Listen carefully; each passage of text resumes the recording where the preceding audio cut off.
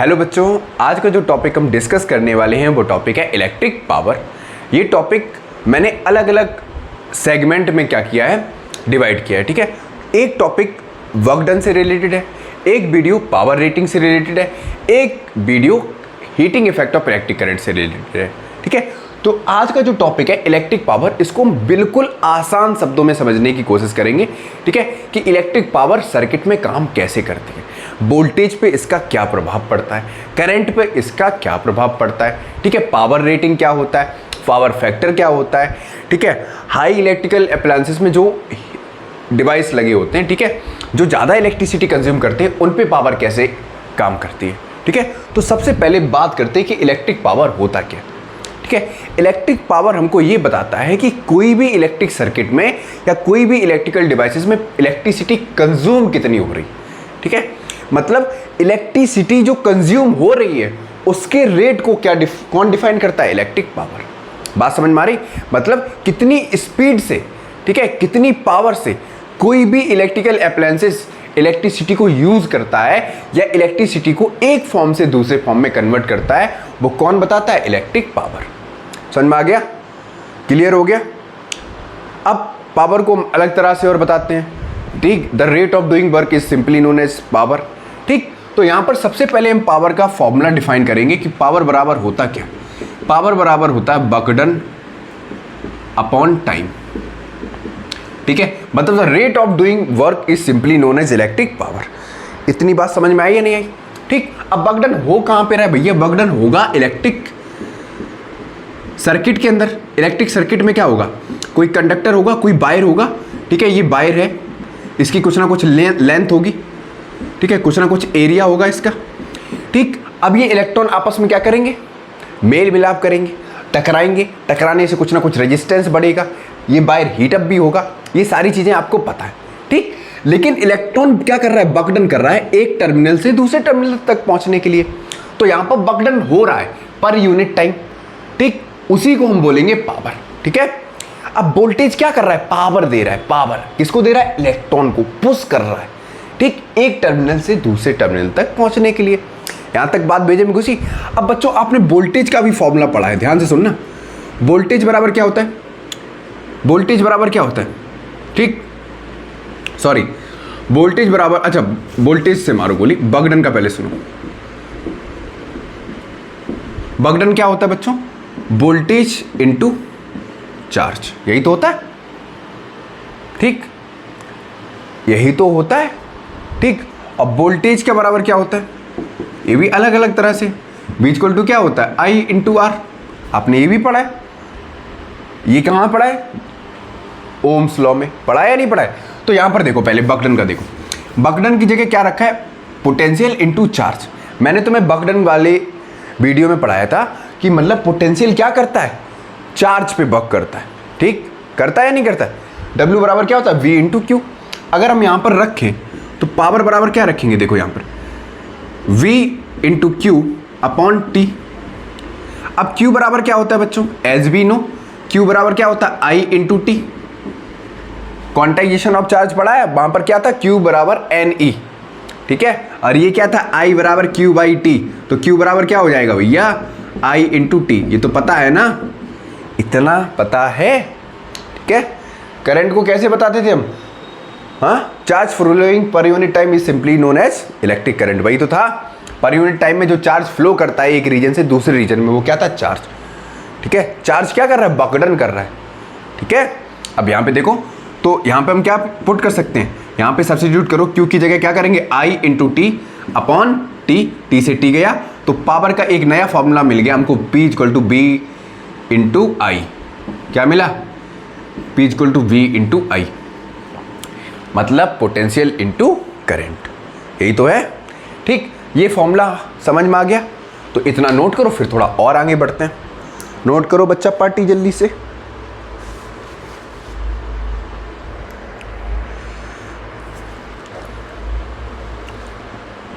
यहां तक समझ में आया।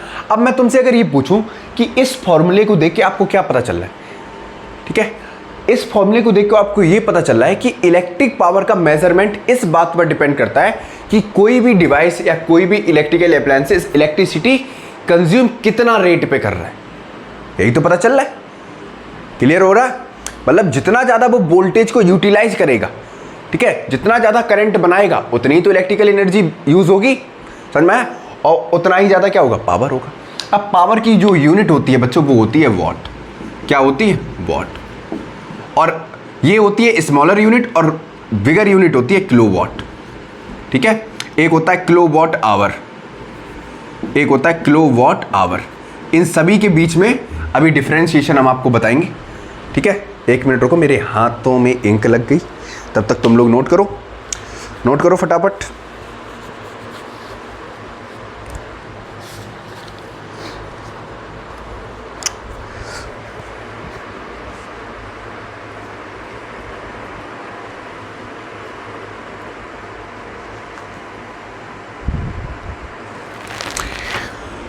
इतना समझ में आया? अच्छा, मैं तुमसे ये पूछूं कि इलेक्ट्रिक पावर का फिजिकल मीनिंग क्या है? इलेक्ट्रिक पावर का फिजिकल मीनिंग ये है कि कौन सा डिवाइस कितने रेट पे इलेक्ट्रिकल एनर्जी कंज्यूम कर रहा है। जितना हैवी इलेक्ट्रिकल एप्लायंसेस होगा, जितना हैवी डिवाइस होगा, उतना ही ज़्यादा वो क्या करेगा, इलेक्ट्रिकल एनर्जी को यूटिलाइज करेगा। इलेक्ट्रिक हीटर देखा है? इलेक्ट्रिक हीटर क्या करता है? हीटिंग इफेक्ट शो करता है, ठीक है। वो क्या करता है? हीट प्रोड्यूस करता है। तो हीट प्रोड्यूस करने के लिए वो इलेक्ट्रिकल एनर्जी को ज़्यादा यूटिलाइज करता है, किसमें? लाइट एनर्जी और हीट एनर्जी में कन्वर्ट करने के लिए। समझ में आया? तो वो ज़्यादा पावर को क्या करेगा, कंज्यूम करेगा। मतलब उसमें जो इलेक्ट्रिक हीटर होते हैं, आपने देखा उसके पीछे लिखा होता है इतने वॉट का है, ठीक है। बल्ब के आगे लिखा होता है इतने वॉट का हुआ है, ठीक। तो जितना ज़्यादा वॉट होगा मतलब वो उतना ही हैवी क्या होगा, इलेक्ट्रिकल डिवाइस होगा, ठीक है। उतना ही ज़्यादा वो इलेक्ट्रिकल एनर्जी को क्या करेगा, कंज्यूम करेगा। समझ में आया? उतना ही ज़्यादा इलेक्ट्रिकल एनर्जी को क्या करेगा, कंज्यूम करेगा, ठीक है। नोट किया यहाँ तक? ठीक। अब इसके कुछ फॉर्मूलेस और देखते हैं कि कौन कौन से फॉर्मूला बन सकते हैं। इतना मैं रब करूं, ठीक है। तो पावर की यूनिट क्या पता चल गई आपको, वॉट, और बिगर यूनिट क्या थी, किलोवाट। चलो थोड़ा और फॉर्मूला पहले बनाते हैं, फिर कन्वर्जन देखेंगे होता क्या है। तो पहले तुमने फॉर्मूला अभी पढ़ा, V बराबर क्या था, V इंटू आई, वी आई। अच्छा, ओम्स लॉ आपने पढ़ा है, ठीक है। ओम्स लॉ में एक फॉर्मूला पता था, V इक्वल टू क्या था, I इंटू आर। अगर मैं यहाँ पर सब्स्टिट्यूट कर दूँ B की जगह I इंटू आर, तो पावर का एक नया फॉर्मूला मिल जाएगा, I R इंटू आई। तो क्या आ जाएगा, I स्क्वायर R। एक फॉर्मूला ये मिल गया, ठीक है। एक फॉर्मूला तुमने अभी पता है क्या, V बराबर क्या था, W बाई टी। एक फॉर्मूला ये था, ठीक है। अब इसी में अगर हम एक और चेंज कर दें, अगर हमको चाहिए I, ठीक है, एक फॉर्मूला निकल आएगा P बराबर, अगर हमको I निकालना है तो I बराबर क्या होगा, B अपॉन R, यही तो होगा। अब यहाँ पे सब्स्टिट्यूट करो इस वाले इक्वेशन में, इस वाली में, तो I की जगह क्या रखना, B अपॉन R। तो V तो था, अब I की जगह सब्स्टिट्यूट करो B अपॉन R, तो P का फॉर्मूला निकल आया B स्क्वायर बाई R। एक फॉर्मूला ये आ गया, ठीक है। क्लियर हो गया? और फॉर्मूले कौन कौन से बन सकते हैं? एक बनेगा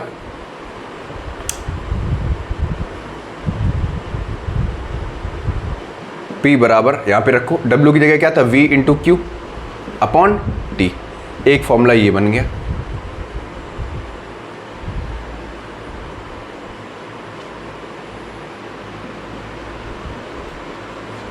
ठीक है।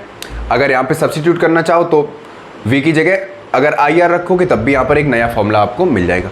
तो ये कुछ फॉर्मूले हैं जो आपको क्या करने हैं, याद रखने, ठीक है। वी आई वाला एक ये फॉर्मूला, एक ये फॉर्मूला, एक ये फॉर्मूला, एक ये फॉर्मूला और एक ये फॉर्मूला, ठीक है। याद रखना है आपको, ठीक। अब यहाँ पर कुछ मैं टर्म्स लिख रहा हूँ, जैसे बिगर यूनिट ऑफ पावर क्या होती है, बिगर यूनिट ऑफ पावर। तो पहला है जैसे 1 किलोवाट। 1 किलोवाट होता है 10 टू दी पावर 3 वॉट के बराबर, क्योंकि पावर की यूनिट क्या होती है, वॉट में बता चुका हूँ, ठीक है। फिर आता है 1 मेगावाट, कैपिटल MW, ये होता है 10 टू दी पावर 6 वॉट के बराबर, ठीक है, 10 टू दी पावर 6 वॉट। फिर होता है 1 गीगावाट, ये होता है 10 टू दी पावर 9 वॉट के बराबर, ठीक है। ये बिगर यूनिट है, दिख रहा है, ठीक। उसके बाद अगर स्मॉलर यूनिट की बात करें, हम स्मॉलर यूनिट की बात करें तो स्मॉलर यूनिट को हम देखेंगे। पहला होता है 1 मिलीवॉट, ठीक है, जो होता है 10 टू द पावर -3 वॉट। फिर होता है 1 माइक्रोवॉट, वो होता है 10⁻⁻6 वॉट, ठीक है। फिर होता है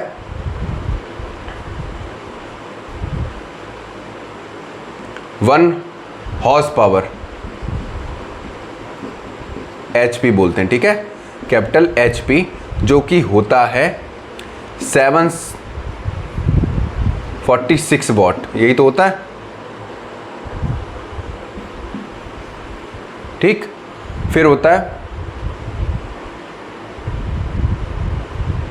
1 HP कितने किलोवाट के बराबर होता है, तो वो होता है 0.746 किलोवाट के बराबर, ठीक है, ये भी याद रखना। 1 हॉर्स पावर कितने वॉट के बराबर होता है, 746 वॉट के बराबर, और 1 हॉर्स पावर कितने किलोवाट के बराबर होता है, 0.746 किलोवाट के बराबर, ठीक है। क्लियर हो गया, कोई दिक्कत? नोट करो यहाँ तक, फिर आगे बढ़ते हैं, नोट करो तब तक।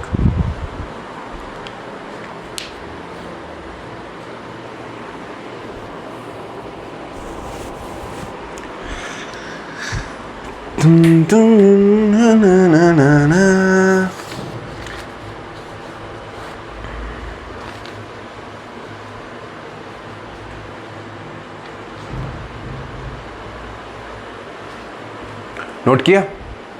रब करें, ठीक है। उस साइड वाला लिखा रहने तो इधर वाला रब कर दे रहे।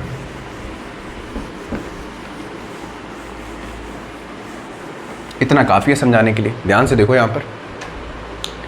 अब मैं इलेक्ट्रिक पावर का कुछ डेली लाइफ यूज़ बताऊंगा, ठीक है। जैसे आपने इलेक्ट्रिक बल्ब को देखा है, इलेक्ट्रिक बल्ब में क्या होता है, जैसे ही करंट फ्लो होता है तो बल्ब क्या करता है, ग्लो करता है। जब बल्ब ग्लो करता है तो वहाँ पर इलेक्ट्रिकल एनर्जी किस में कन्वर्ट हो रही है, लाइट एनर्जी में और हीट एनर्जी में, ठीक है।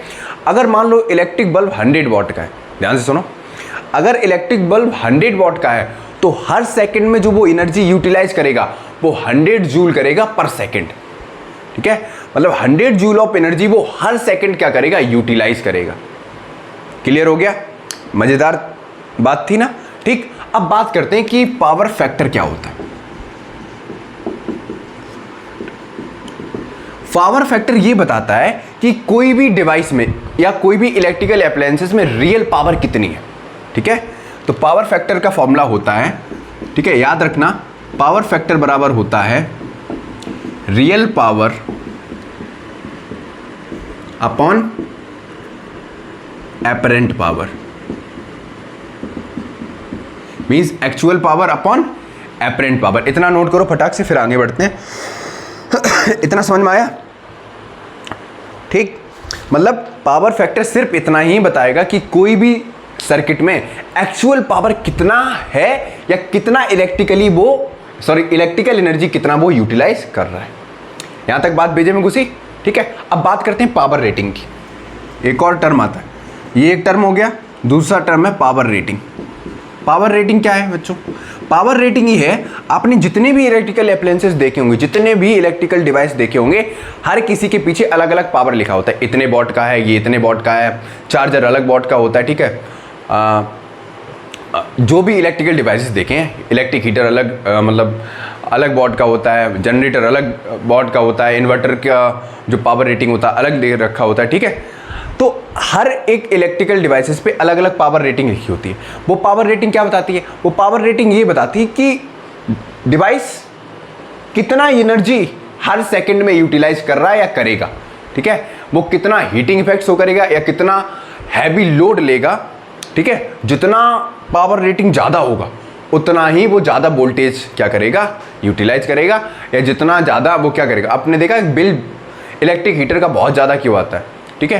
या जितने भी इलेक्ट्रिकल डिवाइसेस होते हैं जो हैवी लोड पे काम करते हैं उनका बिल बहुत ज़्यादा आता है। क्यों? क्योंकि वो ज़्यादा पावर क्या करते हैं, कंज्यूम करते हैं।